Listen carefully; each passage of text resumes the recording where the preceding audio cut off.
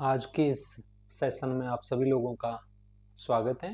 जैसा कि आपको पता है, हम एनसीईआरटी एग्जाम्पलर की सीरीज क्लास 11th की हमने स्टार्ट कर रखी है। उसमें हमने चैप्टर नंबर जो 1 है उसकी एनसीईआरटी अपलोड कर दी है।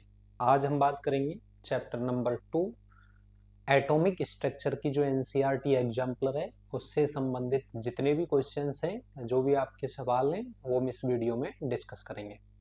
आपकी स्क्रीन पे पीडीएफ खुली हुई है, तो हम बिना टाइम वेस्ट किए अपने टॉपिक पे बात करते हैं।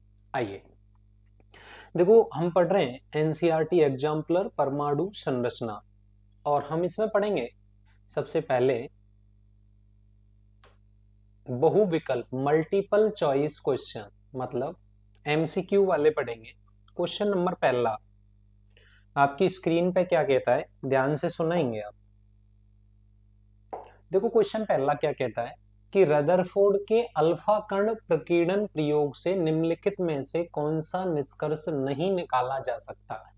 हमने रदरफोर्ड का अल्फा कण प्रयोग अच्छे से पढ़ा है। उसने क्या किया था रदरफोर्ड ने कि एक सोने की पतली झिल्ली पर अल्फा कणों की बौछार करवाई थी। तो जब उसने ऑब्जर्वेशन किए थे ना, तो सारे के सारे अल्फा कण लगभग निकल गए थे।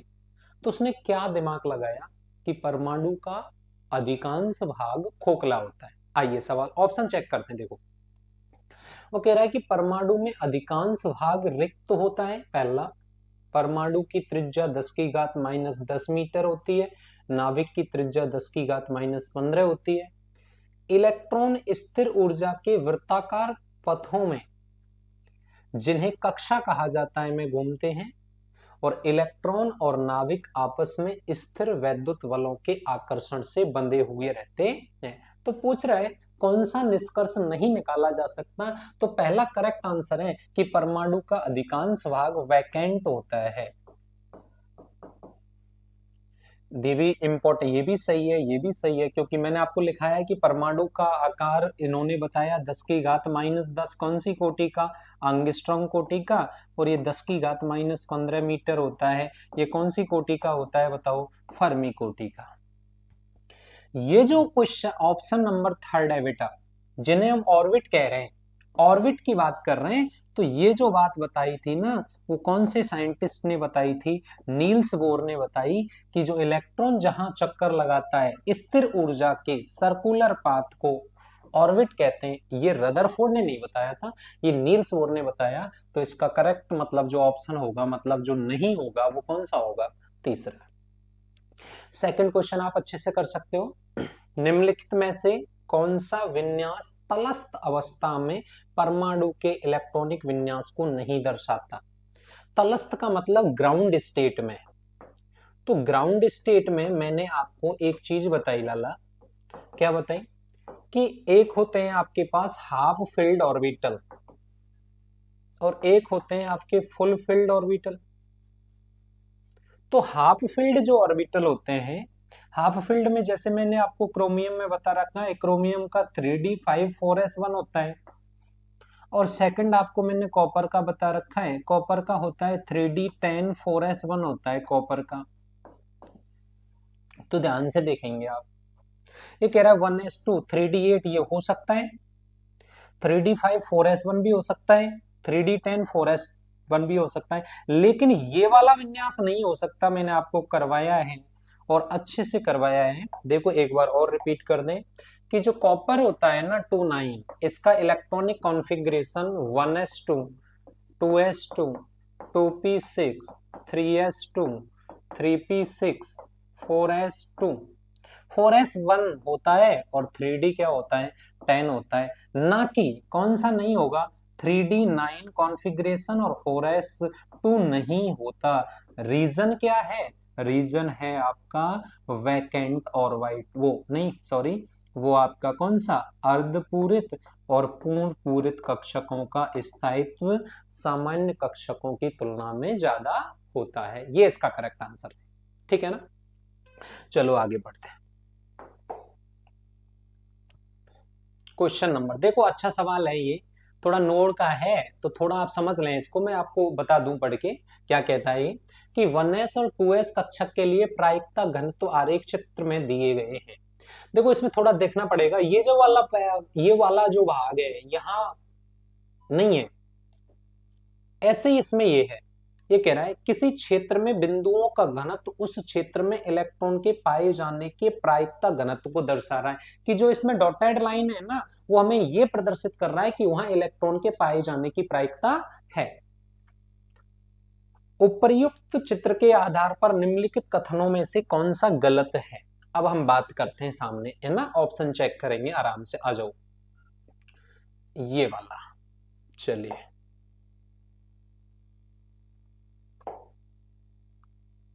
हाँ जी, क्वेश्चन देखते हैं अब आराम से, आप सुनेंगे अच्छे से। देखो ये कह रहा है कि 1s और 2s कक्षक, देखो ध्यान से सुन ले थोड़ी सी बात, एक तो 1s है एक 2s है। 1s के अंतर्गत n की वैल्यू 1 होती है, इसकी n की वैल्यू 2 होती है। l की वैल्यू बोले तो 0 होती है, l की वैल्यू 0 होती है। अगर मैं रेडियल नोड निकालूं तो radial node n minus L minus 1 होता है। इसमें 1 माइनस 0 माइनस 1 बराबर कितना होता है, 0। और इसमें निकालूं तो 2 माइनस 0 माइनस 1 बराबर कितना आते हैं आपके पास, 1 आते हैं। क्या कह रहा है, वो कह रहा है कि 1s और 2s कक्षक गोलीय आकृति के होते हैं। करेक्ट ऑप्शन है बिल्कुल। साइज इनकी जो होती है, वो साइज जो होती है उनकी राउंड में होती है, स्पेरिकल होती है, यानी गोलीय नेचर की होती है। दूसरी बात, नाभिक के समीप इलेक्ट्रॉन के पाए जाने की प्रायिकता, बिल्कुल सही बात है। अगर कोई भी ये नाभिक है तो नाभिक के समीप इलेक्ट्रॉन के पाए जाने की प्रायिकता क्या है, अधिकतम होती है। किसी नियत दूरी पर इलेक्ट्रॉन के पाए जाने की संभावना सभी दिशाओं में समान होती है। एस कक्षक गोलाकार आकृति के होते हैं, अतः इलेक्ट्रॉन के पाए जाने की संभावना हर एक दिशा में समान होती है।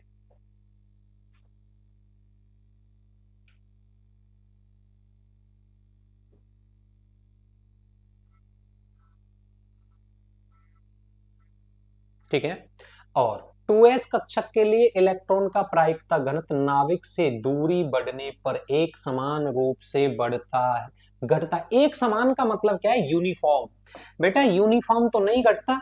क्यों नहीं घटता भाई, क्यों, क्योंकि देखो आपको मैं देखा हूं यहाँ पे एक बार, 2s कक्षक की बात कर रहा है। देखो ये रहा, ये डायग्राम है। यहाँ इलेक्ट्रॉन के पाए जाने की प्रायिकता नहीं है, या नाभिक के समीप इलेक्ट्रॉन के पाए जाने की प्रायिकता है। फिर खाली हो गया, फिर इलेक्ट्रॉन के पाए जाने की प्रायिकता है, तो यहां ज्यादा है, फिर खाली है, फिर बढ़ रहा है। इसका मतलब यूनिफॉर्म रूप से नहीं है। तो इसका जो करेक्ट आंसर होगा वो ऑप्शन नंबर कौन सा होगा, सेकंड, कि 2s कक्षक के लिए इलेक्ट्रॉन का प्रायिकता घनत्व नाभिक से दूरी बढ़ने पर एक समान रूप से घटता है। क्वेश्चन नंबर चौथा देखो आप क्या कह रहा है, निम्नलिखित में से कौन सा कथन कैथोड किरणों का अभिलक्षण नहीं है। तो कैथोड किरणें कैथोड से स्टार्ट होती हैं, पहला ऑप्शन। कैथोड से आरंभ होकर एनोड की ओर गमन करती हैं, बिल्कुल सही बात है। बाह्य विद्युत तथा चुंबकीय क्षेत्र की अनुपस्थिति में ये कौन सी रेखा में गमन करती हैं, सीधी रेखा में, सही बात है। कैथोड किरणों के अभिलक्षण कैथोड किरण नलिका में उपस्थित गैस की प्रकृति पर निर्भर करते हैं। एक और, कैथोड किरणों के अभिलक्षण कैथोड किरण नलिका के इलेक्ट्रॉनों के पदार्थ पर निर्भर नहीं करते। तो ध्यान रखना, कैथोड जो रेज होती हैं वो कैथोड से ज्यादा जाती हैं, एनोड की तरफ जाती हैं। ये इसका इंपॉर्टेंट है कि कैथोड किरणों का जो लक्षण है वो कैथोड नलिका के इलेक्ट्रॉनों की पदार्थ की प्रकृति पर निर्भर नहीं करता, और ना ही उस गैस जो नलिका में भरी हुई होती है उस पर भी ये डिपेंड नहीं करता। ऑप्शन नंबर कौन सा है, चौथा। अच्छे से देख लो, अगर कोई भी इश्यू हो तो आप पूछ लो। चलें आगे, आगे वाला, इलेक्ट्रॉन के संदर्भ में निम्नलिखित में से कौन सा गलत है। बेटा रॉन्ग की पूछ रहा है हमसे, है ना, कि गलत कौन सा होगा। तो देखो आ जाओ, ये ऋणावेशित, बिल्कुल सही बात है, ऋणावेशित होता है। ये सभी परमाणुओं का मूल अवयव होता है, बिल्कुल होता है। कैथोड किरणों का अवयव होता है, बिल्कुल सही बात है, कैथोड किरणों का अवयव होता है। इलेक्ट्रॉन का द्रव्यमान न्यूट्रॉन के द्रव्यमान के बराबर होता है क्या, नहीं होता। मास ऑफ इलेक्ट्रॉन और मास ऑफ न्यूट्रॉन है ना। आपको पता है इसका होता है 9.1 इंटू 10 की पावर माइनस कितना होता है 31 किलोग्राम होता है, और इसका कितना होता है 1.6 इंटू 10 की पावर माइनस 27 क्या होता है आपके पास, क्या होता है आपके पास किलोग्राम में होता है। अगर कोई भी इश्यू हो तो आप पूछ सकते हो, ठीक है। तो ये गलत है, बराबर कहां होता है, इनका तो अलग अलग होता है, कौन सा है इसका सेकंड। अगला क्वेश्चन स्टार्ट करते हैं, देखो क्वेश्चन नंबर 6। परमाणु के थॉमसन मॉडल द्वारा परमाणु के निम्नलिखित में से किस गुणधर्म की सही व्याख्या की जा सकती है। मॉडल है थॉमसन। थॉमसन मॉडल क्या कहता है कि थॉमसन मॉडल आपसे ये कहता है कि भाई परमाणु में जो धनावेश है वो कुल ऋणावेश के बराबर होता है, यानी परमाणु वैद्युत रूप से कैसा होता है, उदासीन होता है। इसकी तुलना प्लम पुडिंग मॉडल से की, बूंदी की लड्डुओं से की, कि भाई एक को आप ऋणावेशित मान लो और एक को आप धनावेशित मान लो। तरबूज मॉडल भी बोलते हैं, वाटरमेलन मॉडल भी इसको नाम दिया जाता है, तो पढ़ते हैं एक बार। वो कह रहा है परमाणु की समग्र उदासीनता, ये पहला ही ऑप्शन करेक्ट है कि जो थॉमसन का परमाणु मॉडल है ना, वो थॉमसन का जो परमाणु मॉडल है वो आपका विद्युत उदासीनता को दिखाता है, यानी कि विद्युत उदासीनता का मीनिंग है कि कुल धनावेश बराबर होता है इसके कुल ऋणावेश के। तो यही है इसमें। अगला, ये अच्छा सवाल है भाई, क्वेश्चन इंपॉर्टेंट है, वेरी इंपॉर्टेंट लगाना आप इसको। देखो इसको पढ़ते हैं अच्छे से, क्या कहता है। अरे ये वाला लेते हैं कि परमाणु का संभारिक, मैं आपको एक एग्जांपल से सिखाते हैं इसको। आपको मैंने 18 आर्गन 40 बताया, पोटेशियम 40 बताया, कैल्शियम 40 बताया, इसका 18, इसका 19 होता है और इसका 20 होता है। ध्यान से देखेंगे आप, अगर इनके जेड की बात करूं या प्रोटॉनों की संख्या की बात करूं तो 18, 19, 20। अगर मैं इसमें इलेक्ट्रॉनों की बात करूं तो इलेक्ट्रॉनों की संख्या 18, 19, 20। अगर मैं न्यूट्रॉनों की बात करूं इसमें, तो न्यूट्रॉनों की संख्या घटा दो, 22, 21, 20। देखो अगर मैं यहां से एक चीज निकालूं कि प्रोटॉन प्लस न्यूट्रॉन का योग निकाल लूं, तो 18 वाली वही 40, वही 40, वही 40। तो देखो इसमें क्या कंसेप्ट बनेगा, मैं क्या कह रहा हूं आपसे, मैं ये कह रहा हूं कि मैं ये कह रहा हूं कि प्रोटॉन और न्यूट्रॉन का योग समान होता है तो संभारिक कहलाते हैं। मैंने तो कह दिया भाई आपसे कि संभारिक क्या होते हैं, जिनका परमाणु द्रव्यमान समान होता है, परमाणु भार समान होता है, वो क्या कहलाते हैं, संभारिक कहलाते हैं। ये आपको कंफर्म पता है। अच्छा, संभारिक अगर वो कहलाएंगे तो एक और चीज है कि प्रोटॉन और न्यूट्रॉन का एडिशन कर लो आप, अगर दोनों का मान समान प्राप्त हो जाए तो भी देख लेंगे। देखो ऑप्शन करेक्ट करेंगे कि उनके परमाणु क्रमांक समान होते हैं, द्रव्यमान संख्या अलग होती है। पहला ही ऑप्शन तो गलत है, रॉन्ग है, बिल्कुल गलत है ये। उनमें इलेक्ट्रॉनों की संख्या समान हो परंतु न्यूट्रॉनों की संख्या अलग हो। इलेक्ट्रॉनों की संख्या समान हो, इलेक्ट्रॉनों की संख्या आपके पास क्या है, इलेक्ट्रॉनों की संख्या समान है क्या, नहीं, अलग अलग है, ये भी गलत है। न्यूट्रॉनों की संख्या समान हो, न्यूट्रॉनों की संख्या भी अलग है परंतु इलेक्ट्रॉन, गलत। प्रोटॉन और न्यूट्रॉन का योग क्या है, समान है, और प्रोटॉनों की संख्या क्या है, अलग अलग। देख लो किस हिसाब से सवाल पूछा। मैं आपसे बोलता था भाई, 11वीं क्लास के बच्चे ध्यान से सुने, मैंने आपको बोला था कि आप जो भी तैयारी कर रहे हो ना उसको थोड़ा सा लैंग्वेज पे सीखो। देखो अब संभारिक आपसे कोई नहीं पूछेगा कि संभारिक क्या होते हैं, संभारिक तो हर कोई जानता है, क्योंकि आपको पता है क्या होता है, बताओ, जेड एक्स से होता है, और जेड एक्स से आप निकाल भी सकते हो, सही है ना। चलें आगे, आगे आ जाओ। हो गया सवाल समझ में। चलो अगला, ये देखो ये तो सरल है, ये वाला तो सरल है भाई, है ना। कैसे सरल है, देखो थ्री त्रिज्य नोड, अरे क्या बात है भैया, ये तो बच्चे करेंगे अपने, है ना। Radial node equals R N equals N minus L minus one. बोलो कौन सा है, बताओ, 3p है ना, तो 3p के लिए n की वैल्यू बोल दो 3, और एस पी डी और एफ के लिए l की वैल्यू 0, 1, 2, 3। तो एलपी के लिए एल की वैल्यू 1, तो आपको पता है रेडियल नोड इक्वल्स क्या होते हैं 3 माइनस एल की वैल्यू 1 माइनस 1, तो वैल्यू कितनी आ गई इसमें 1। ऑप्शन नंबर कौन सा करेक्ट है बताओ, फोर्थ नंबर का, ये करेक्ट आंसर है। चलें आगे, अगला क्वेश्चन, अगला भी सरल है, 3 करेंगे है ना इस स्लाइड पे। कह रहा है कि 4D कक्षक में कोणीय नोड पूछ रहा है, तो बेटा कोणीय नोड क्या होते हैं, कोणीय नोड का मतलब होता है एंगुलर नोड, एंगुलर नोड तो एल होते हैं। तो देखो कौन सा है 4D, तो 4D में n की वैल्यू कितनी है 3, अभी बताया एस पी डी और एफ 0 1 2, तो L की वैल्यू कितनी हो गई बताओ 2 हो गई, तो 2 ही इसमें कौन से नोड होंगे बताओ, कोणीय नोड इसमें पॉसिबल होंगे। इजी गोइंग, बता दो आप कोई अगर इश्यू हो यहां तक आप, कौन सा ऑप्शन होगा तीसरा। क्या कह रहा है, निम्नलिखित में से किस आधार पर इलेक्ट्रॉन के निश्चित मार्ग या प्रक्षेप पथ के अस्तित्व की संभावना समाप्त हो जाती है।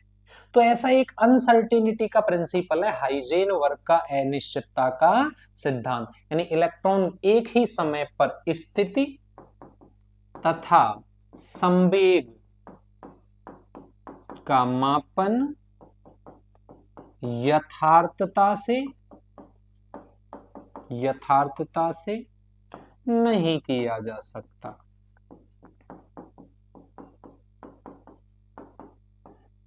ठीक है ना, तो हाइजेनबर्ग का अनिश्चितता का ये सिद्धांत होता है। एक और, तीसरी कक्षा से संबंधित कक्षकों की कुल संख्या, अच्छा सवाल है, तीसरी कक्षा से संबंधित, देखो आप तीसरी n बराबर है 3, तो मैंने आपको क्वेश्चन करवा तो रखे, कक्षा में अधिकतम इलेक्ट्रॉनों की संख्या, और वो होती है 2n²। तो कक्षा में यदि आपसे कक्षा में कक्षकों की संख्या पूछे तो n², n की वैल्यू कितनी 3, तो 3 का स्क्वायर 3 3 9, कितने कक्षक होंगे उसमें 9, ऑप्शन नंबर करेक्ट कौन सा होगा तीसरा। ये आपका कंप्लीट हो गया। अगला क्वेश्चन स्टार्ट करते हैं। हाँ जी आ जाओ, अच्छे अच्छे सवाल हैं। देखो क्या कह रहा है, कक्षक कोणीय संवेग किस पर निर्भर करता है, क्या बोला उसने, कक्षक कोणीय संवेग, तो कक्षक कोणीय संवेग की वैल्यू h/2 √L+1, यही होता है क्या, क्या होता है आपको पता होगा भाई, बताओ मुझे क्या होता है वैल्यू, ये तो मैंने लिखवा रखी है आपको, h/2 √L+1, और L कौन सी क्वांटम संख्या है बताओ, द्विगुणसी क्वांटम संख्या, द्विगुणसी क्वांटम संख्या, और द्विगुणसी क्वांटम संख्या है ये, तो किस पे डिपेंड करेगा, L पे। करेक्ट ऑप्शन क्या होगा L। जो हमने पढ़ाया है सर उसी में से है, एक भी सवाल बाहर नहीं जाएगा अगर आपने ध्यान से सुना है तो, और अगर थोड़ा सा ऐसे ही पढ़ा है तो फिर कोई इलाज नहीं है उसका।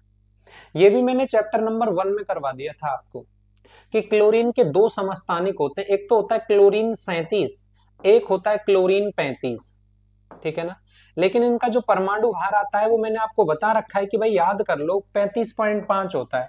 थोड़ी सी और बात याद करवा दें कि हाइड्रोजन का आपको बताया था 1 होता है, क्लोरीन का आपको बताया था 35.5 होता है, कैल्शियम आपको बताया था भाई 40 होता है, ठीक है, जिंक भी आपको बताया था कि भाई 65 होता है, कॉपर भी आपको बताया था भाई 63.5 होता है, सिलिकॉन फास्फोरस और सल्फर इन दोनों का 30 और एक 31 और एक 32 ये होते हैं। तो वो कह रहा है कि क्लोरीन 37 और क्लोरीन 35 का जो अनुपात है वो कितना होगा, तो आप कैलकुलेशन कर लेना, 37 गुणा 1 ये 1 होता है, प्लस 35 इंटू होता है 3 भाग में, और डिवाइडेड बाई 1 + 3 बराबर कितना हो जाएगा 4। तो यहां से जब आप कैलकुलेशन करोगे तो 35.5 आएगा, और 35.5 आएगा, इसका मतलब कौन से रेशियो में होंगे ये? 1:3 के रेशियो में होंगे। चलें आगे, चलो देखो अच्छा सवाल है भाई। एक और चीज सुनो, चीज क्या सुननी है आपको? क्या चीज सुननी है कि भाई जैसे जिस पे जितना पॉजिटिव चार्ज आ जाए ना, जिस पे जितना पॉजिटिव चार्ज आ जाए उतने इलेक्ट्रॉन कम कर दो। पॉजिटिव का मतलब तो ये है कि अगर पॉजिटिव आ जाए ना तो पॉजिटिव को हम बोलते हैं लॉस ऑफ इलेक्ट्रॉन, पॉजिटिव आ जाए तो। और अगर नेगेटिव आ जाए ना तो नेगेटिव को बोलते हैं हम गेन ऑफ इलेक्ट्रॉन।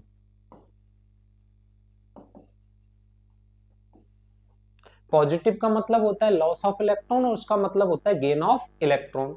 अब ये कह रहा है कि कौन सा समान इलेक्ट्रॉनिक विन्यास वाले आयनों का युग्म कौन सा है।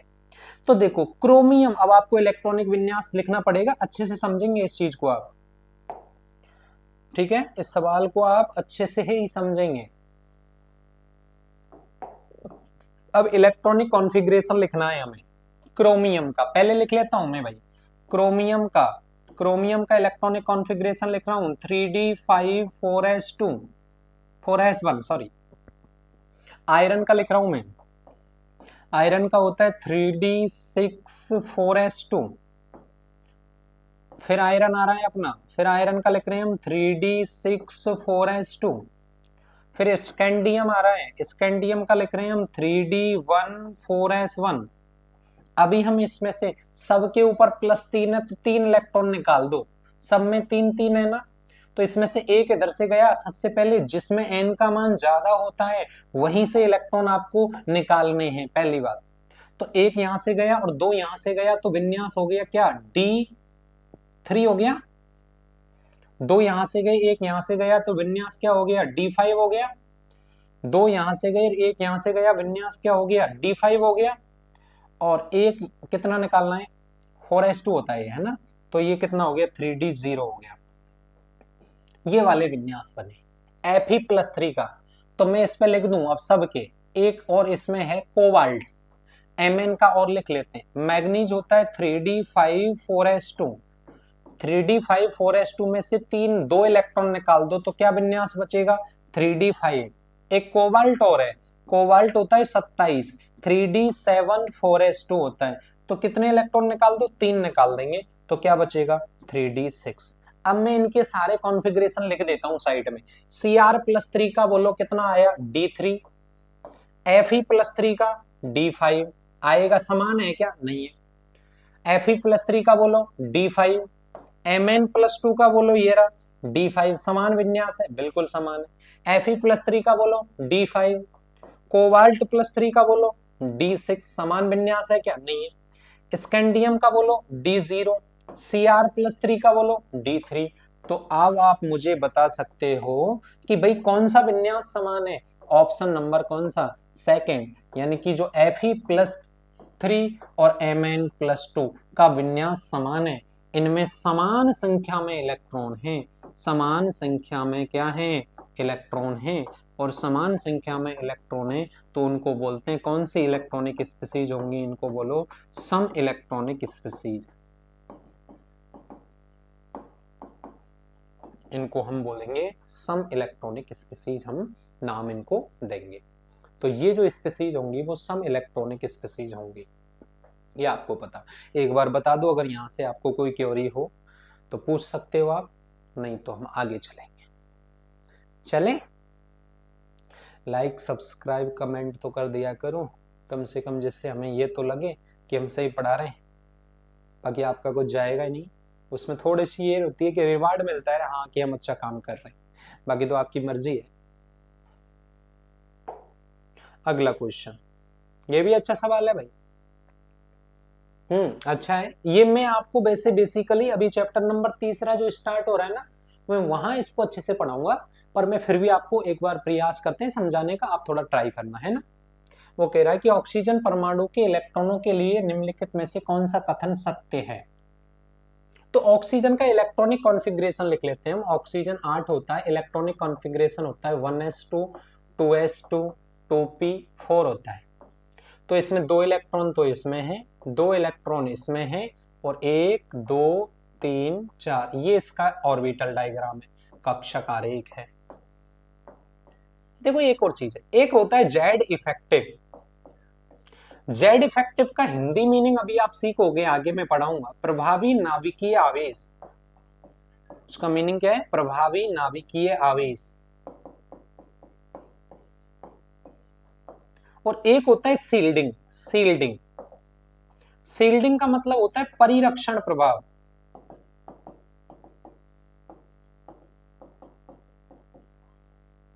सील्डिंग का मतलब होता है परिरक्षण प्रभाव। तो देखो जो नाभिक के जितना नजदीक होगा ना, उसका जेड इफेक्टिव ज्यादा होगा। जैसे ही नाभिक से वो दूर जाएगा तो जेड इफेक्टिव कम होने लग जाएगा। हम एफ ऑर्बिटल में पढ़ेंगे, एफ कक्षकों में बोलते हैं कि दुर्बल परिरक्षण प्रभाव किसका? दुर्बल परिरक्षण प्रभाव किसका? एफ कक्षकों का। तो प्रभावी नाभिकीय आवेश ज्यादा हो जाता है और परिरक्षण प्रभाव कम हो जाता है, आकार में क्या आ जाती? कमी। तो वही हम काम यहां कर रहे हैं कि 2s कक्षक में उपस्थित इलेक्ट्रॉन के लिए प्रभावी नाभिकीय आवेश 2p कक्षक में उपस्थित इलेक्ट्रॉन के प्रभावी नाभिकीय के समान होता है। सत्य है क्या? ये बिल्कुल गलत है। इसका प्रभावी नाभिकीय आवेश अलग होता है और इसका प्रभावी नाभिकीय आवेश अलग होता है। अगला, 2s कक्षक में उपस्थित इलेक्ट्रॉन की ऊर्जा 2p कक्षक में उपस्थित इलेक्ट्रॉन की ऊर्जा के बराबर होती है? नहीं होती भाई। n+l के नियम के अनुसार हम इलेक्ट्रॉन भरते हैं, पहले कम ऊर्जा वाले में भरते हैं, उसके बाद ज्यादा ऊर्जा वाले में भरते हैं। तो एनर्जी की अगर मैं बात करूं 2s और 2p में से, तो किसकी एनर्जी ज्यादा होगी बताओ? 2p कक्षक की एनर्जी क्या होती है? ज्यादा। 1s कक्षक में उपस्थित इलेक्ट्रॉन पर प्रभावी नाभिकीय आवेश 2s कक्षक में उपस्थित इलेक्ट्रॉन पर प्रभावी नाभिकीय आवेश के क्या होता है? समान। सत्य पूछ रहा है, क्या समान होगा 1s कक्षक में और 2s में? बिल्कुल नहीं होगा, ये भी गलत है। 2s कक्षक में उपस्थित दोनों इलेक्ट्रॉनों का प्रचक्रण, बेटा आ गई यहाँ पे लाला है ना, चक्रण क्वांटम संख्या। चक्रण क्वांटम संख्या की पाउली ने बताया था ना कि किन्हीं दो इलेक्ट्रॉनों के लिए चारों क्वांटम संख्याओं का मान समान नहीं हो सकता।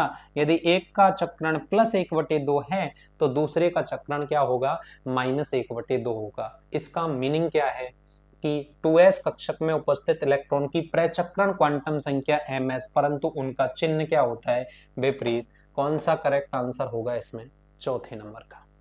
बता दो अगर यहां तक आपको कोई क्वेरी हो तो।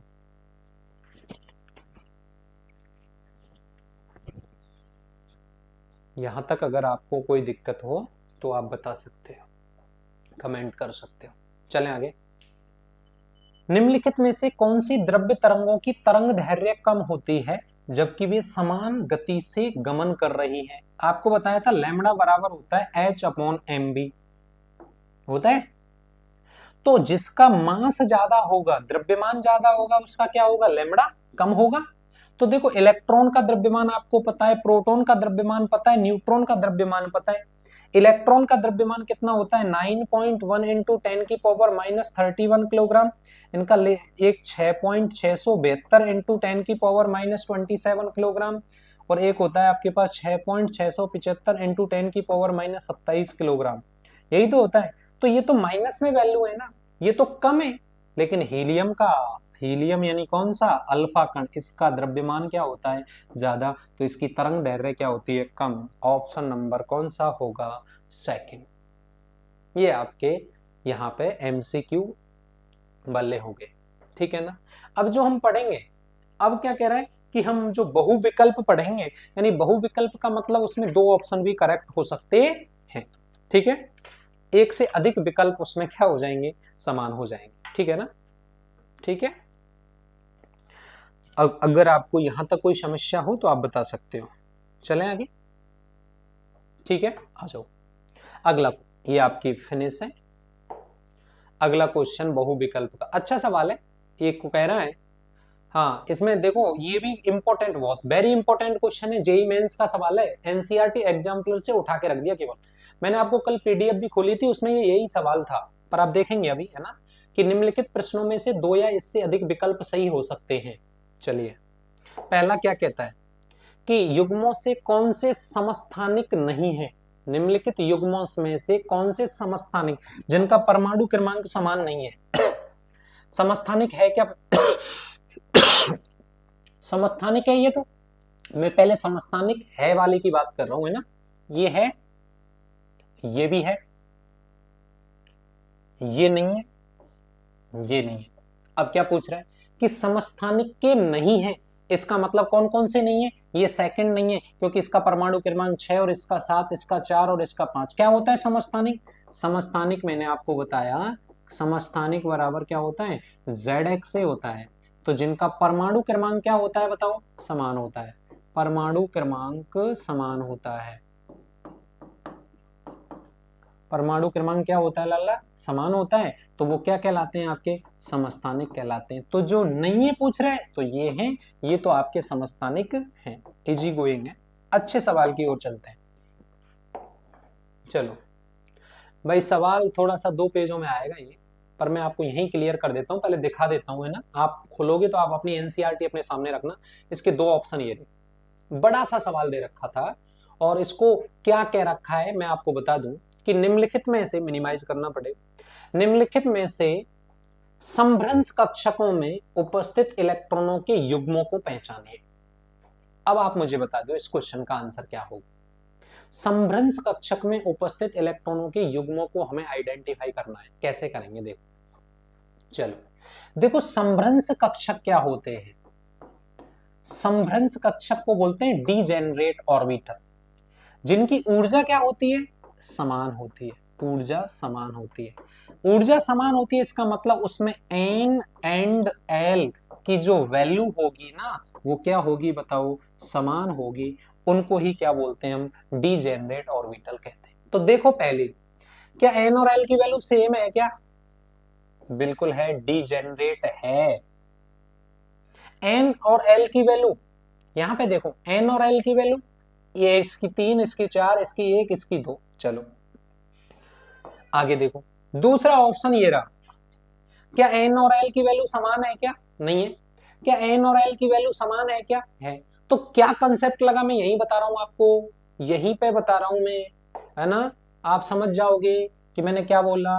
कि अगर आपको क्या देखना हो, समभ्रंश कक्षक देखने हो, तो समभ्रंश कक्षक में आपको N तथा L की वैल्यू क्या देखनी पड़ेगी बताओ? समान देखनी पड़ेगी। तो ऐसे कक्षकों को क्या बोलते हैं हम? समभ्रंश कक्षक के नाम से जानते हैं। तो ऑप्शन 1 ये भी डीजेनरेट होगा, ये डीजेनरेट नहीं होगा। आप अपनी एनसीईआरटी एग्जाम्पलर खोलोगे और एनसीईआरटी एग्जाम्पलर खोल के उसमें आप देखोगे, है ना, कि कौन कौन से ऑर्बिटल हैं, तो आपको पता लगना चाहिए कि N और L की वैल्यू क्या होनी चाहिए? सेम होनी चाहिए। अगर N और L की वैल्यू अगर सेम है ना, तो उन कक्षकों को हम बोलते हैं लाला समभ्रंश कक्षक। चलें आगे देखो, अगला क्वेश्चन क्या कहता है, स्क्रीन पे है कि निम्नलिखित क्वांटम संख्याओं के कौन से समुच्चय सही हैं। तो N और L की वैल्यू दे रखी है। मैंने आपको बताया था कि N और L में से हमेशा N इज ग्रेटर देन होता है L से, N बड़ा होता है L से, कभी भी L का मान बड़ा नहीं होता N से। तो मैच कर लेंगे हम, आ जाओ। N और L की वैल्यू सेम है, N और L की वैल्यू सेम है, सेम भी नहीं हो सकती। N ज्यादा है L कम है, ये सही है। N ज्यादा है L कम है, ये भी सही है। ठीक है। और N की वैल्यू कम है, L की वैल्यू ज्यादा है, नहीं है। अब आप उसके अकॉर्डिंग देख लो कि निम्नलिखित क्वांटम संख्याओं के कौन से समुच्चय सही हैं। तो सही कौन सा है ये? तो क्या कंसेप्ट निकला? N इज ग्रेटर देन होगा L से। N और L बराबर भी नहीं हो सकते, और L is greater then N ये भी पॉसिबल नहीं है। बताओ, कोई भी इश्यू हो तो आप पूछ सकते हैं। आगे चले, चलिए देखो क्या कहता है। ये भी अच्छा सवाल है, सब करवा रखे मैंने। निम्नलिखित युग्मों में से कौन से सम इलेक्ट्रॉनिक है? तो मैंने अभी बताया था आपको कि यदि पॉजिटिव चार्ज आए तो उतने इलेक्ट्रॉन कम कर दो, अगर नेगेटिव चार्ज आ जाए तो उतने इलेक्ट्रॉन उसमें ऐड कर दो। तो पॉजिटिव आएगा तो उतने कम कर दो, नेगेटिव आएगा तो उतने बढ़ा दो। तो देखो ध्यान से, सोडियम का परमाणु क्रमांक होता है 10, 10 में से एक गया तो कितने? 11 होता है, तो 10 बचे। मैग्नीशियम का परमाणु क्रमांक होता है 12, 12 में से 2 गए तो 10 बचे। पहला एल्यूमिनियम का 13 में से 3 गए तो कितना बचा? 10। ऑक्सीजन का 8 और 8 में 1 माइनस है तो कितना हो गया बताओ? 9। सोडियम का 11 होता है, 1 कम हो गया तो 10। ऑक्सीजन का 8, 2 आ गए तो कितना हो गया? 10। नाइट्रोजन का होता है 7, 7 और 3 कितने हो गए? 10। और क्लोरीन का 17, 17 और 1 कितना हो गया? 18। अब आप देख लो कौन कौन से समान है। तो मेरे अकॉर्डिंग आंसर कौन सा आ रहा है बताओ? पहला और तीसरा आ रहा है मेरे अकॉर्डिंग। तो आपके अकॉर्डिंग कोई डिफरेंट आ रहा हो तो बता दो मुझे, कमेंट में बता देना। ठीक है भाई। अगला, क्वांटम संख्या के संबंध में निम्नलिखित में से कौन सा कथन सत्य है? भाई साहब क्या पूछ रहा है? करेक्ट पूछ रहा है। चलो देखो नीचे से चलते हैं। इलेक्ट्रॉन की प्रचक्रण क्वांटम संख्या चुने हुए अक्ष के सापेक्ष प्रचक्रण के अभिविन्यास को निर्धारित करती है। ऑप्शन पहला। चुंबकीय क्वांटम संख्या कक्षक के माप को निर्धारित करती है। मुख्य क्वांटम संख्या कक्षक के अभिविन्यास और ऊर्जा को निर्धारित करती है। और द्विगुणसी क्वांटम संख्या कक्षक के त्रिविमीय आकार को क्या करती है? निर्धारित। आप बताइए मुझे इस क्वेश्चन का करेक्ट आंसर क्या होगा? सत्य कौन सा होगा? तो ध्यान से देखो, मुख्य क्वांटम संख्या, द्विगुणसी क्वांटम संख्या, चुंबकीय क्वांटम संख्या और चक्रण क्वांटम संख्या, चारों बताई एन, एल, एम और एस से रिप्रेजेंट करते हैं। तो जो चुंब लास्ट वाली है चक्रण क्वांटम संख्या, वो अक्ष पे घूर्णन को प्रदर्शित करती है। करेक्ट है ये कि इलेक्ट्रॉन की प्रचक्रण क्वांटम संख्या चुने हुए अक्ष के सापेक्ष प्रचक्रण के अभिविन्यास को निर्धारित करती है। सही है। और ध्यान रखना, आप याद कर लेना, अगर मैंने नहीं लिखवाया हो तो अपने नोट्स में भी ये लाइन लिख लेना कि द्विगुणसी क्वांटम संख्या कक्षक के त्रिविमीय आकार को दर्शाती है। तो कौन कौन से ऑप्शन करेक्ट हो गए? एक तो पहला और एक कौन सा? चौथा। ये आपकी एनसीईआरटी एग्जाम्पलर हो गई। ठीक है, चलें आगे। आगे क्या कहता है देखो, आगे थोड़े से क्वेश्चन है वो भी हम बता देते हैं आपको, सारा मैटर पूरा कंप्लीट कैसे कैसे है आप तो देखते जाइए। क्वेश्चन कह रहा है कि किसी कोष में एस पी डी उपकोषों को उनमें उपस्थित इलेक्ट्रॉनों पर बढ़ते हुए प्रभावी नाभिकीय आवेश के क्रम में व्यवस्थित कीजिए। मैं चैप्टर नंबर 3 में करवाऊंगा इस क्वेश्चन को, पर फिर भी अगर आपको लग रहा हो तो मैं बता देता हूं कि अगर आपसे कोई जेड इफेक्टिव का रीजन पूछे तो आपको पता है कि जेड एस का ज्यादा होता है, फिर पी का, फिर डी का और फिर एफ का। तो आपको पता है क्या क्या दे रखे हैं? एस पी डी दे रखे हैं ना। तो सबसे ज्यादा जेड इफेक्टिव किसका होगा? एस का होगा, उससे कम पी का होगा और उससे कम डी का होगा। इसका करेक्ट आंसर ये।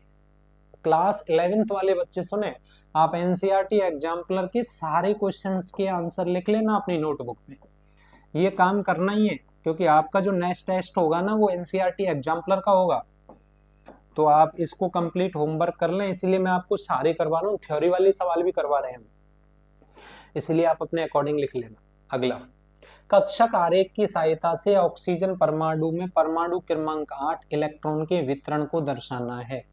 तो देखो कैसे दर्शाएंगे। परमाणु क्रमांक ऑक्सीजन का होता है 8, ऑक्सीजन का क्या होता है? 1s2, 2s2, 2p4। ठीक है। अब देखो कक्षक आरेख, एस में एक डब्बा होता है, एस में एक डब्बा और पी में 3 डब्बे होते हैं। ये 1s है, ये 2s है, ये 2p है। तो देखना एक बार, इसमें 2 इलेक्ट्रॉन आ गए, इसमें 2 इलेक्ट्रॉन आ गए। पहले उंड का नियम, समान चक्रण के भरे जाएंगे, फिर अलग अलग चक्रण के भरे जाएंगे। ये इसका कौन सा आरेख हो गया? कक्षक आरेख हो गया।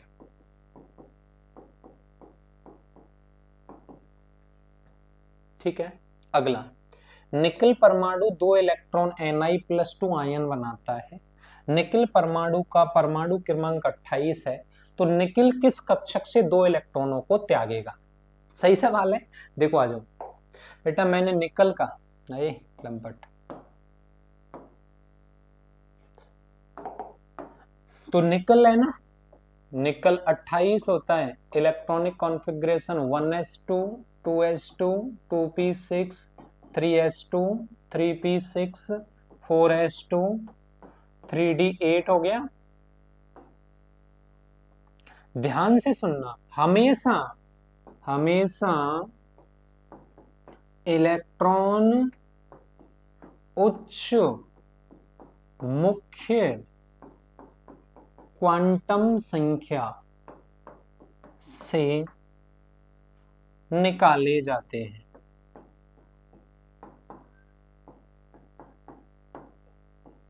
हमेशा ध्यान रखना, आप ऐसे नहीं देखोगे कि कौन पहले भर रहा है कौन बाद में। जैसे आपके दिमाग में आएगा कि ये 4s पहले आ रहा है और 3d बाद में आ रहा है, तो आप इलेक्ट्रॉन किससे निकाल दोगे? 3d से निकाल दोगे, लेकिन गलत है। दोबारा से फिर सुने कि इलेक्ट्रॉन जो हमें आपको निकालने हैं वो उच्च मुख्य क्वांटम संख्या से निकालने। तो बताइए मुझे, 2 इलेक्ट्रॉन निकालने यानी 2 इलेक्ट्रॉन त्यागेगा तो ni क्या होगा बताओ? +2 होगा। अगर ni +2 होगा, 2 निकालने, तो पहले कहां से निकलेंगे? सबसे ज्यादा क्वांटम संख्या n का मान कितना है? 4। यहां से निकलेंगे ना कि यहां से। तो 2 निकाल देंगे तो electronic 1s2 2s2 2p6 3s2 3p6 4s0 3d8। तो बताइए आपसे क्वेश्चन क्या पूछा है कि ni+2 में जो 2 इलेक्ट्रॉन निकलेंगे वो कौन से कक्षक से निकलेंगे आपके? बताइए मुझे। 4s कक्षक से वो निकलते हैं। बता दो कोई इश्यू हो तो आपको। चलें आगे, अगला क्वेश्चन अच्छा सवाल है। देखो वो कह रहा है, देखो आ गया ना समभ्रंश का, है ना। देखो फायदा तो बहुत है एनसीईआरटी का, बहुत सारे कंसेप्ट आप सीखोगे, लेकिन करे तभी तो। करेगा कौन? उनको तो फुर्सत ही नहीं है भाई। चले चलो, वो कह रहा है निम्नलिखित में से कौन से कक्षक समभ्रंश हैं? तो n की वैल्यू सेम होगी। तो देखो ये रहा 1 2 3 हो गए। समभ्रंश कक्षक कौन कौन से हो गए? 3dxy 3dz2 ये, और ये केरा सेट, एक ये रहा और एक ये रहा, क्योंकि n की वैल्यू क्या है इनमें लगभग सेम है। तो ये क्या हो जाएगा? समभ्रंश कक्षक का क्या हो जाएगा? ये सेट हो जाएगा आपका। ठीक है ना। आगे अगला क्वेश्चन अच्छा है भाई, क्वेश्चन अच्छा है। देखो थ्योरी में देखो भाई, है ना, कि 3p कक्षक में उपस्थित कोणीय नोड और त्रिज्यीय नोडों की कुल संख्या को परिकलित कीजिए। करवाया है ना। मैंने बोला था त्रिज्यीय नोड को रेडियल नोड बोलते हैं, n-l-1 बोलते हैं।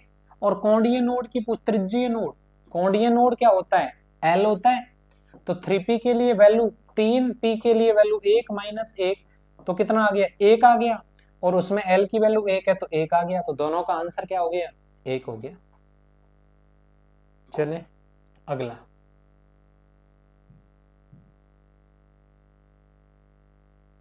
अरे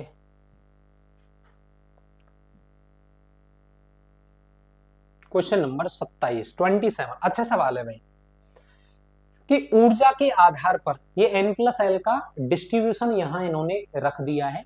क्या कह रहा है? ऊर्जा के आधार पर कक्षक व्यवस्था n+l के मान पर आधारित है। n+l का मान जितना कम होगा कक्षक की एनर्जी भी कम होगी। यदि दो कक्षकों का n+l का मान समान हो तो n का मान कम वाले कक्षक की ऊर्जा क्या होगी? कम होगी। उपरोक्त जानकारी के आधार पर निम्नलिखित कक्षकों को ऊर्जा के बढ़ते हुए क्रम में व्यवस्थित कीजिए। आ जाओ, देखो इसको आप ऊर्जा के बढ़ते हुए क्रम में, ये हमें देखना ही नहीं है। मैंने तो आपको ट्रिक बता रखी है ना। क्या ट्रिक है? School school, public school, DPS DPS, FDPS एफडीपीएस,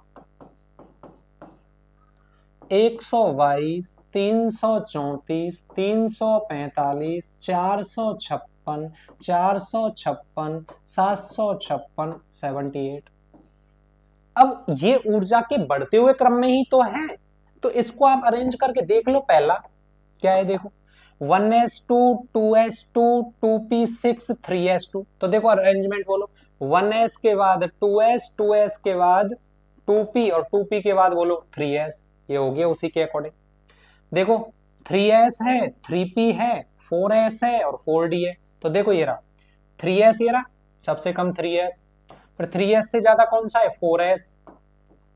4s के बाद बोलो, नहीं 3s के बाद कौन सा है? 3p। ये रहा 3s के बाद 3p, फिर 4s, फिर 4, 4s के बाद 3d है नहीं है, तो कौन सा d आ जाएगा? 4d आ जाएगा।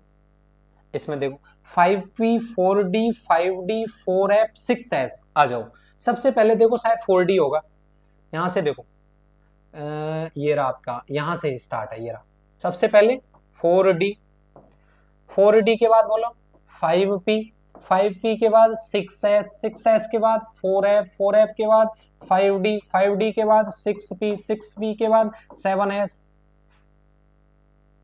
है ना, 6 है। अब देखो सबसे कम 4D, उसके बाद देखो कौन सा है 5P, देख लो, उसके बाद बोलो 6S, 6S ये रहा, 6S के बाद बोलो 4F ये रहा, 4F के बाद बोलो 5D, तो उसी के अकॉर्डिंग तो है। आ जाओ, अब देखो ये रहा, यहां से 5F से स्टार्ट है, ये रहा 5F कहां से होगा 6D होगा, तो पहले 6D देखो, यहां ये रहा 6D, 5F ये रहा, 5F ये रहा, 6D ये रहा, 7S ये रहा, और क्या चाहिए 7P, इसका मतलब देखो 7S से ज्यादा 5F की, 5F से ज्यादा 6D की, और 6D से ज्यादा 7P की एनर्जी का क्रम ये होगी। तो बोलो 7S 5F, 7S 5S 6D और 7P। तो हमें ये रटना नहीं है, हमें तो ये जो अरेंजमेंट है ना वो ऊर्जा के अकॉर्डिंग ही तो है। हमें तो N+L के नियम के अनुसार भी आप अरेंज कर सकते हो कि जिसमें N+L का मान कम होगा, जैसे आपसे कोई पूछे कि भाई 6D में से और 7P में से किस में इलेक्ट्रॉन जाएंगे, तो देखो 6D के लिए N की वैल्यू 6, D के लिए वैल्यू 2, और 7P के लिए वैल्यू देखो 7+1, तो इसका मतलब इसका भी 8 और इसका भी 8। जब दो कक्षकों के लिए N+L का मान सेम आ जाए तो इलेक्ट्रॉन कहां भरे जाएंगे, जिसमें N का मान क्या हो कम, उसकी एनर्जी क्या होगी कम, तो इलेक्ट्रॉन कहां आएगा 6D में, ना कि किस में जाएगा 7P में। बताइए कोई इश्यू हो तो। चलें आगे, आ जाओ। अगला क्वेश्चन क्या कहता है इसी में कि उपरोक्त जानकारी के आधार पर प्रश्नों को हल कीजिए। ठीक है, हल कर लिए। हल करके क्या पूछ रहा है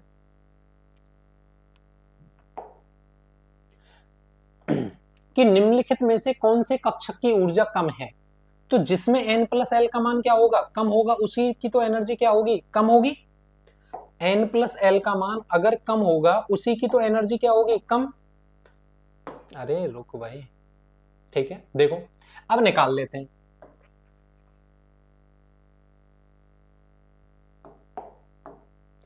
कि किसकी एनर्जी कम होगी, 4D, 4F, 5S, 5P, निकालो। देखो 4D, 4F, 5S, 5P, N की वैल्यू बोलो 4 4 5 5, L की वैल्यू D के लिए 2, F के लिए 3, S के लिए 0, P के लिए 1, योग कर दो। इसकी वैल्यू बोलो 6, इसकी वैल्यू बोलो 7, इसकी वैल्यू बोलो 5, इसकी वैल्यू बोलो 6। इलेक्ट्रॉन सबसे पहले कहां भरे जाएंगे, जहां N+L का मान कम होगा उसकी एनर्जी कम होगी। तो कमी तो पूछ रहा है, कौन सा करेक्ट आंसर होगा भाई बताओ। 5S में सबसे पहले इलेक्ट्रॉन 5S में ही तो आते हैं भाई भरे।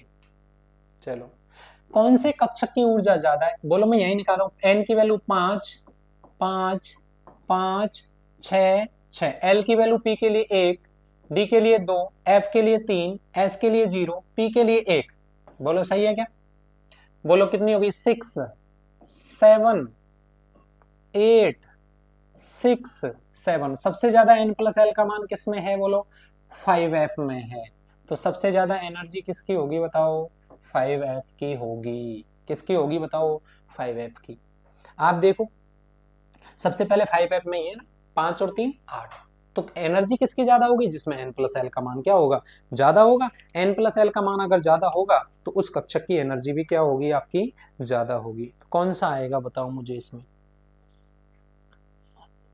स्कूल पब्लिक स्कूल से भी निकाल सकते हो आप, सबसे ज्यादा 5F की ही होगी, क्योंकि 5F से पहले क्या होगा 7S होगा, 7S से पहले 6P होगा, 6P से पहले 6S होगा, 5P होगा और 5D होगा। D भी तो पहले आ जाएगा, बोलो आएगा कि नहीं आएगा। चलें आगे, सवाल सरल है भाई। वो कह रहा है कि अगला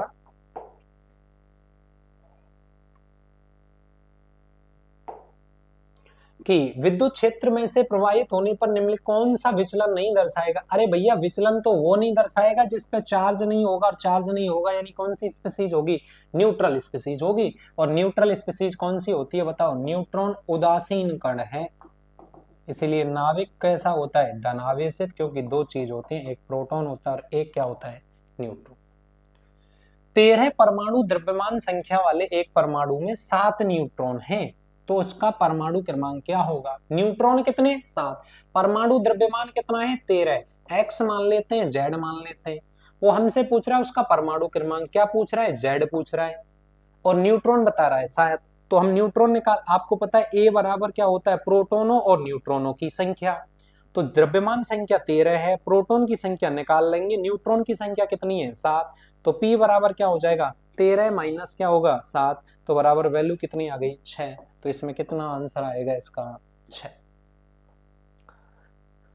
अगला देखो, ये भी अच्छा सवाल है।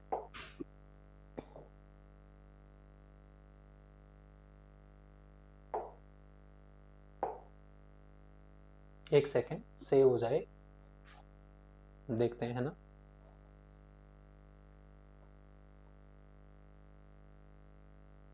हाँ,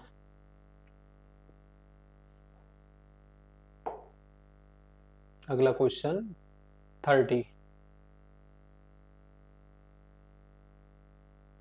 देखो, नीचे दिए गए विकिरणों के तरंग दैर्ध्य दिए, इन विकिरणों को हम ऊर्जा के बढ़ते क्रम में लिखना है, व्यवस्थित कीजिए। थोड़ा सा टफ है, आपको दिमाग लगाना पड़ेगा, वैसे ज्यादा टफ तो नहीं है। पहले लगा लेते हैं नैनो का मीनिंग। अरे इसको कलर चेंज करो। नैनो का मतलब 300 इंटू 10 की पावर -9 मीटर,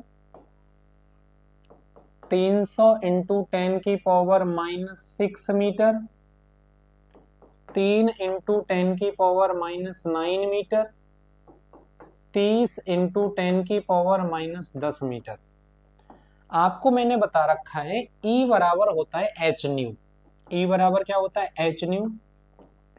तो आपको पता है E बराबर फॉर्मूला होता है एच सी अपॉन लेमडा। तो एनर्जी और तरंग दैर्ध्य एक दूसरे के क्या होते हैं, उल्टे होते हैं। तो जिसका लेमडा ज्यादा होगा उसकी एनर्जी कम होगी, और जिसका लेमडा कम होगा उसकी एनर्जी क्या होगी, ज्यादा होगी। ऊर्जा के बढ़ते क्रम में अरेंज करवा रहा है। तो देखो पहले मैं इसको लिख लेता हूं, यहां आपको समझाऊं, कैसे समझाएंगे। देखो पहले का मेरे पास है 300 इंटू 10 की पावर 9 मीटर, और तो कोई है नहीं है। दूसरे नंबर का है 300 इंटू 10 की पावर 6 मीटर, और तीसरे नंबर का है, देखो इसको मैं क्या लिख सकता हूं, इसको तो इतना ही रहने दो, 3 इंटू 10 की पावर 9 मीटर। अब इसको मैं लिख सकता हूं 3 इंटू 10 की पावर 1 गुणा 10 की घात -10। तो 10 की घात 1 है और यहाँ 10 की घात 9 है, 10 है, तो 1 कम हो गया, 10 की घात 9 बच गई। तो इस वाले की कितनी हो गई, 10 की घात -9। तो माइनस में ज्यादा मान है तो वैल्यू क्या होती है, कम। यानी इनकी तरंग दैर्ध्य क्या है, कम, तो एनर्जी ज्यादा होगी। किस किस की, किस किस की, डी की और सी की। तो डी और सी की एनर्जी तो बराबर होगी।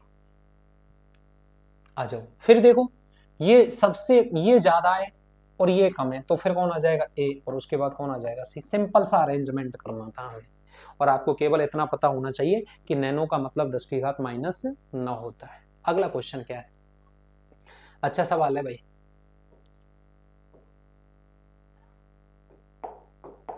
ये कह रहा है हाइड्रोजन के स्पेक्ट्रम की बामर श्रेणी N1 व N2 3 4 के रूप में है। यह श्रेणी स्पेक्ट्रम के दृश्य क्षेत्र में होती है, ठीक है। बामर श्रेणी में इलेक्ट्रॉन के बामर श्रेणी में इलेक्ट्रॉन के n बराबर 4 कक्षा में संक्रमण से संबंधित रेखा की तरंग संख्या ज्ञात कीजिए। तरंग संख्या पूछ रहे हैं, मैंने तो आपको तरंग संख्या का फॉर्मूला भी बता रखा है, अगर आपको याद हो तो। फॉर्मूला मैंने आपको बता रखा है, न्यू बार बराबर है, एक सेकेंड, न्यू बार बराबर आपको बता रखा है value 10 9 6 7 1 upon n1 square -1 upon n2 square, centimetre inverse. Centimetre inverse में ही है ना। तो देखो डायरेक्ट है ये तो, कि वो n1 बराबर वैल्यू कितनी दे रहा है, 2, और कहां संक्रमण हो रहा है, n2, n1 कहां से, n2 बराबर कितनी वैल्यू है 4, तो वैल्यू रख दो ना इसमें, सीधा ही वैल्यू हो जाएगी। तो म्यू बार बराबर क्या हो जाएगा 10 9 6 7 1 अपॉन n1 स्क्वायर 2 का square minus 1 upon n2 square 4 का स्क्वायर। और यहां से आप क्या निकाल लेंगे, इसको कैलकुलेशन करके वैल्यू निकाल लेंगे। कौन सी श्रेणी है, बामर श्रेणी। और बामर श्रेणी कौन से क्षेत्र में मिलती है आपको पता है, दृश्य क्षेत्र में। ये भी आपका क्वेश्चन हो जाएगा, इजी गोइंग है, सारे क्वेश्चन आपको करने हैं, ठीक है ना। चलो अगला, अगला क्वेश्चन है 33। अच्छा है कि डी ब्रोगली के अनुसार, डी ब्रोगली क्या कहता है कि पदार्थ की द्वैत प्रकृति होनी चाहिए, यानी कि दो प्रकृति होती है, एक तो कणीय प्रकृति भी होती है और एक कौन सी होती है, तरंगीय भी होती है। यद्यपि जब एक गेंद जिसका द्रव्यमान मास दे रखा है 100 ग्राम दे रखा है, और क्रिकेट की गेंद का जो वेग दे रखा है वो है 100 किलोमीटर प्रति हावर,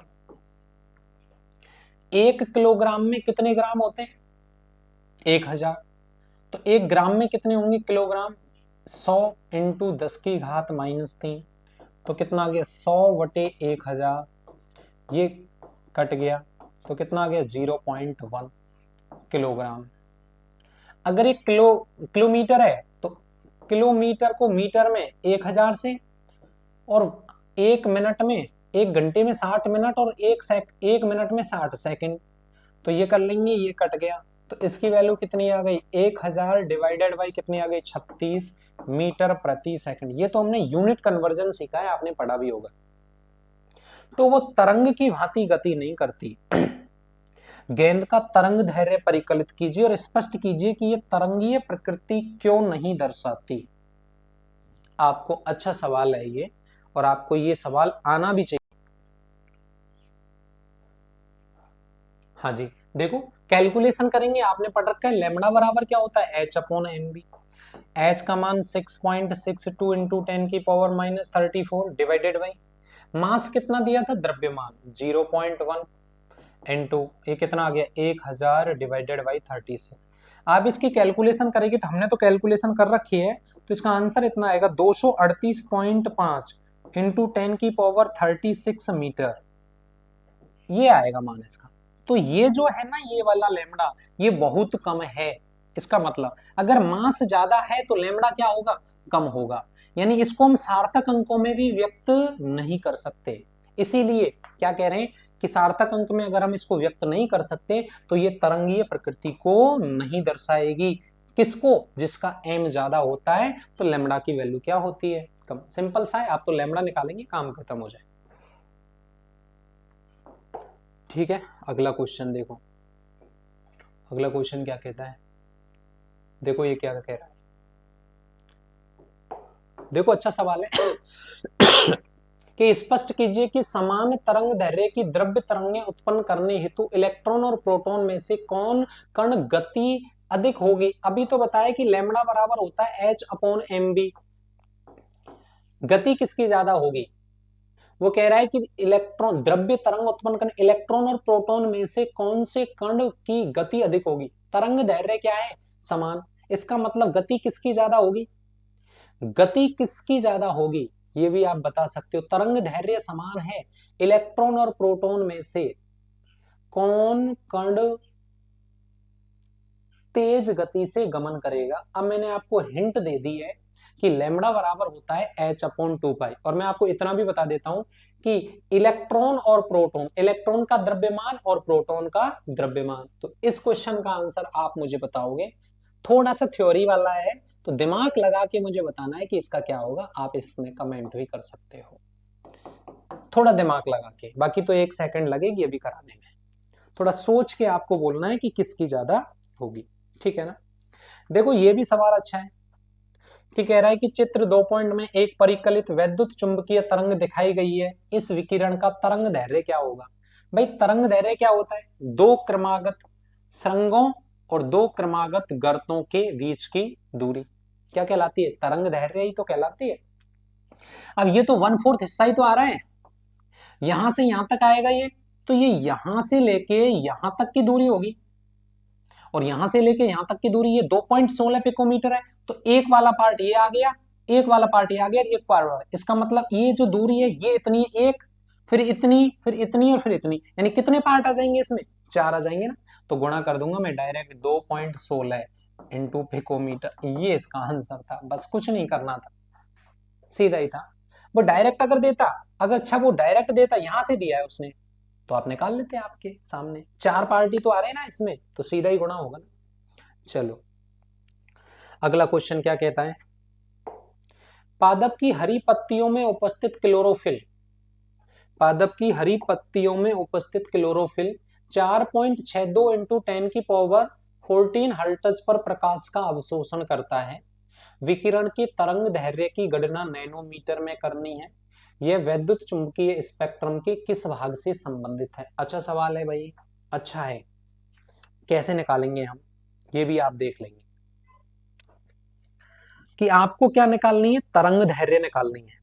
ठीक है, आवृत्ति दे रखी है ना, आवृत्ति न्यू बराबर कितनी है, 4.62 इंटू 10 की पावर 14 हर्ट्ज है।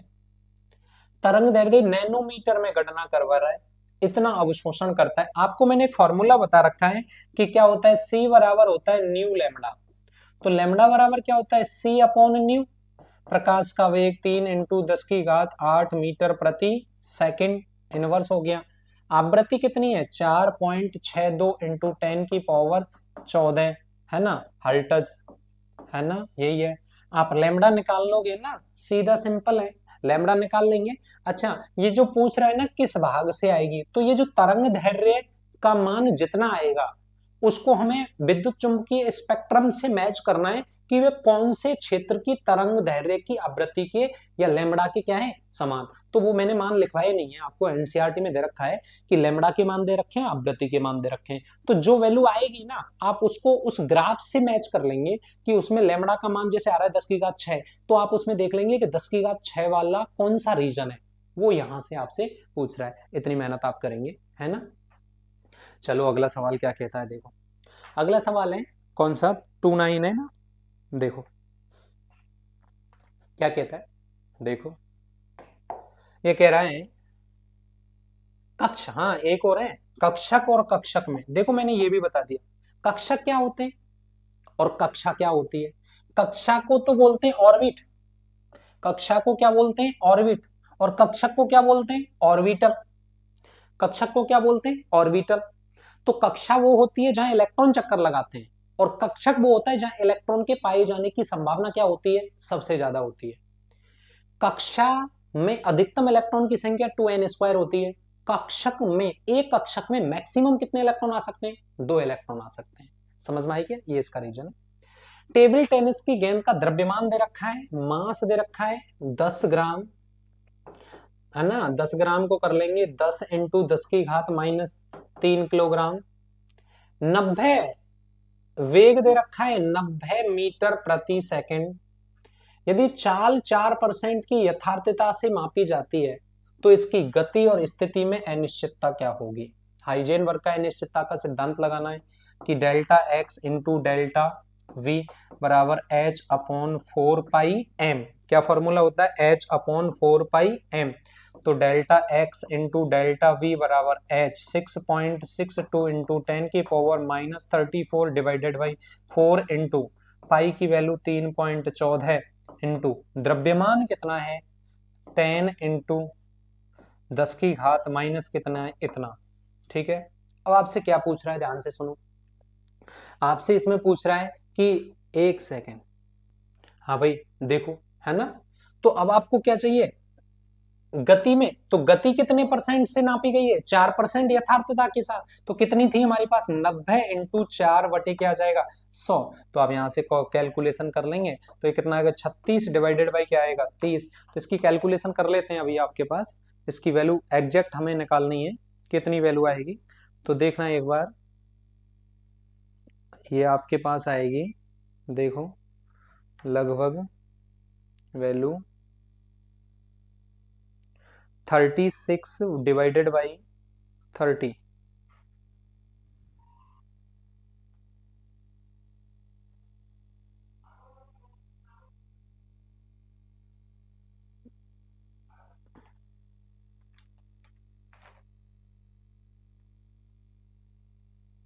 हाँ ये देखना, ये निकालेंगे ना, देखो एक बार इसमें देखो, थोड़ा दोबारा देखो इसको।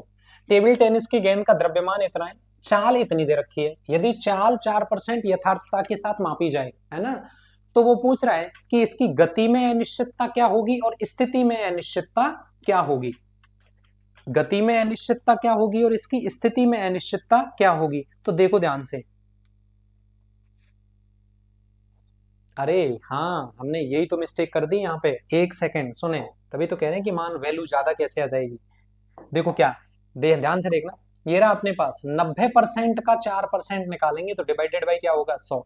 तो 9 चौका क्या होगा, 36, डिवाइडेड बाई क्या होगा, 100। तो यहां से जो वैल्यू आएगी ना, वो मैं आपको बता देता हूँ, कैलकुलेशन हमने कर रखी है। जो कैलकुलेशन करके यहाँ जो वैल्यू आएगी वो आएगी कितनी, 3.6 मीटर प्रति सेकंड।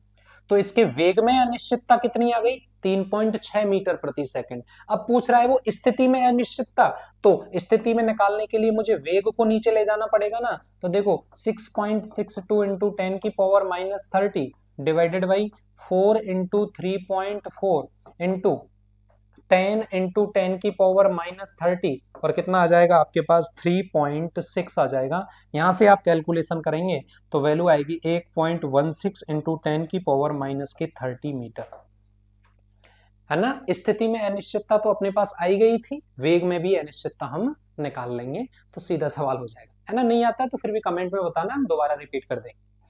कह रहा है कि अनिश्चितता का सिद्धांत का महत्व केवल सूक्ष्म कणों की गति के लिए है, स्थूल कणों के लिए नहीं है। इस कथन का उचित उदाहरण के द्वारा समझाइए। अनिश्चितता का सिद्धांत आपसे फिर रिपीट करवा रहा है वो, कि अनिश्चितता का जो सिद्धांत होता है वो केवल और केवल किसके लिए है, सूक्ष्म कणों की गति के लिए है, स्थूल कणों के लिए ये नहीं है। क्यों नहीं है भाई स्थूल कणों के लिए, क्या रीजन है। अनिश्चितता का सिद्धांत का महत्व केवल सूक्ष्म कणों की गति के लिए है एवं स्थूल कणों के लिए इसका मान कोई औचित्य नहीं है। क्या होगा आंसर, बता दो आप,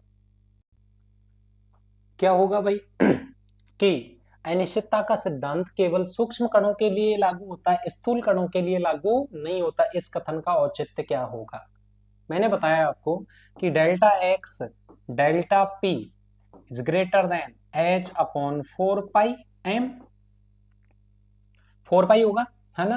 तो इसको मैं क्या लिख सकता हूं, डेल्टा एक्स को M delta V H upon 4 pi. अगर मैं निकालू यहां से delta X into delta V is greater than H upon 4 pi M, तो अब ध्यान से सुनेंगे।